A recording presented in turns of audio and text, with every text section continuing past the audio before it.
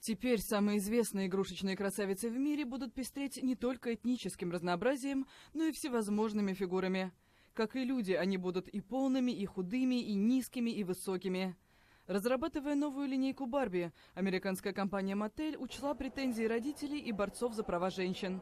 Долгие годы производители кукол упрекали в том, что, создавая длинноногих красавиц с осиной талией и большой грудью, они с самого юного возраста прививают девочкам комплексы по поводу внешности.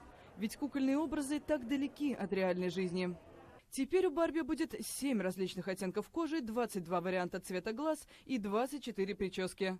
Поклонники прославленных кукол поддержали решение компании избавиться от неправдоподобного образа. Думаю, это хорошо, потому что отражает реальный мир и помогает людям больше любить себя.